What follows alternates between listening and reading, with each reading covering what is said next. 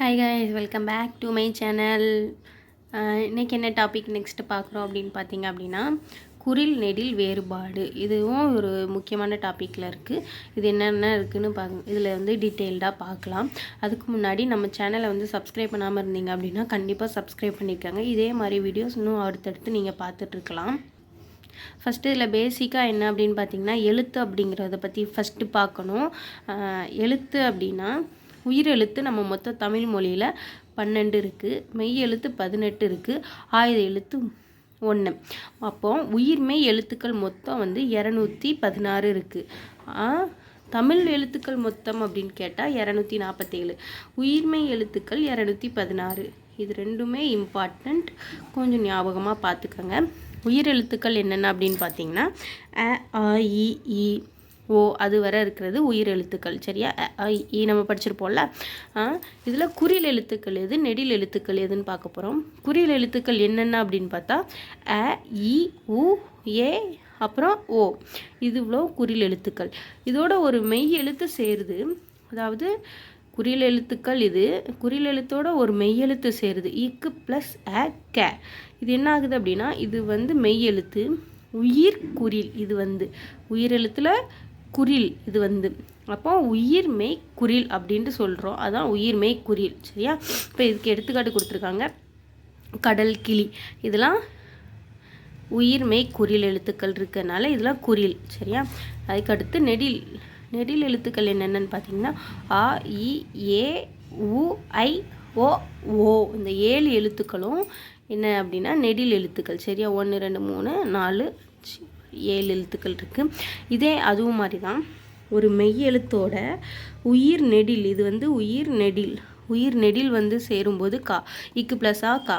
இதுதான் உயிர் நெடில் ப்ளஸ் ஒரு மெய் எழுத்து உயிர் மெய் நெடில் அப்படின்ட்டு இருக்காங்க. இதுக்கு எடுத்துக்காட்டால் காலை, கூடல் அப்படின்னு கொடுத்துருக்காங்க. இதுக்கு என்னென்ன எக்ஸாம்பிள் கொடுத்துருக்காங்கன்னு பார்த்துடலாம். பல் ப்ளஸ் தேய்த்தேன் அப்படிங்கிறது இருக்குது. பால் குடித்தேன். இதில் வந்து ப, இது வந்து பா, இது வந்து குறில், இது வந்து நெடில். ஸோ இதுக்கு ஏற்ற மாதிரி அந்தந்த சென்டென்ஸ் வந்து அமையணும். மாற்றி அமைஞ்சிச்சுன்னா அதை வந்து நம்ம திருத்துற மாதிரி இருக்கும் இந்த கொஸ்டின்ஸில். சரியா? கீழே எக்ஸாம்பிள்ஸ் கொடுத்துருக்காங்க பாருங்கள். மழையை தடுக்க குடை பயன்படும். அதே வேர்டுக்கு இது வந்து குறில், இது நெடில். எந்த இது கரெக்டான வேர்டு கரெக்டாக இதுக்கு மேட்ச் ஆகும்னு பார்த்து நம்ம வந்து செலக்ட் பண்ணணும். இதுதான் விஷயம். அவன் படம் பார்த்தான், அவன் பாடம் பார்த்தான். இதில் எது கரெக்ட் அப்படின்னு பார்த்தீங்கன்னா இதுதான் கரெக்ட். அதனால் நம்ம இதுதான் சூஸ் பண்ணணும். அவள் விதி முடிந்தது, அவள் வீதி முடிந்ததுன்னு இருக்குது. இதுவும் இதுதான் கரெக்ட். ஸோ அந்தந்த இடத்துக்கு ஏற்ற மாதிரி குறில் வருமா நெடில் வருமாங்கிறது பார்த்து சூஸ் பண்ணணும். ஓகேவா? அப்புறம் வந்து கீழே வந்து குறில் நெடில் வார்த்தைகள் கொஞ்சம் எக்ஸாம்பிள்ஸ் இருக்குது. அது வந்து கொஞ்சம் நான் உங்களுக்கு வந்து ஷார்ட்ஸில் வந்து அப்லோட் பண்ணுறேன். கண்டிப்பாக நம்ம வந்து சேனலில் வந்து செக் பண்ணி பாருங்கள். குறில் நெடில் வார்த்தைகளோட முடி, மூடி, அந்த மாதிரி ஒவ்வொரு வேர்ட்ஸுக்கு வந்து குறில் நெடிலான வச்சு வேர்ட்ஸ் இருக்குது. அது வந்து ஷார்ட்ஸில் கண்டிப்பாக அப்லோட் பண்ணுறேன். செக் பண்ணிக்கோங்க.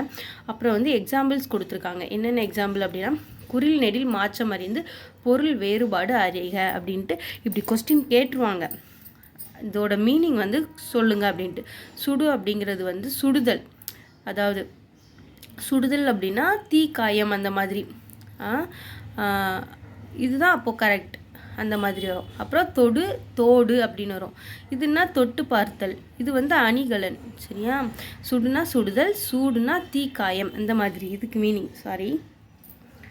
சுடுனா சுடுதல், தொடுனா தொடு. தோடு அப்படிங்கிறது ஒரு அணிகலன். இந்த மாதிரி மீனிங் இருக்குது. இந்த மீனிங்கை பார்த்து கரெக்டாக சொல்லுங்கள் அப்படின்ட்டு கொடுத்துருக்காங்க.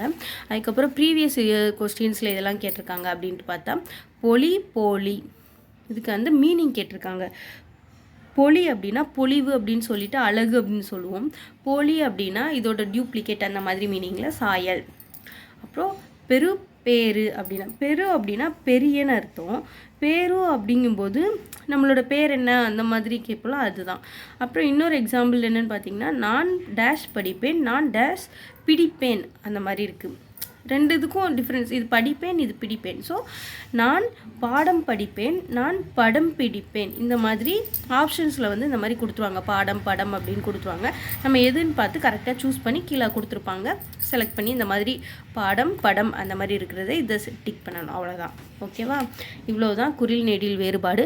இதே மாதிரி நிறைய வீடியோ பார்க்கணும் அப்படின்னா நம்ம சேனலை வந்து கண்டிப்பாக சப்ஸ்கிரைப் பண்ணி வச்சுக்கோங்க. அதே மாதிரி இந்த வார்த்தைகளை வந்து ஷார்ட்ஸில் வந்து அப்லோட் பண்ணியிருந்தேன். கண்டிப்பாக செக் பண்ணி பாருங்கள். Thank you so much.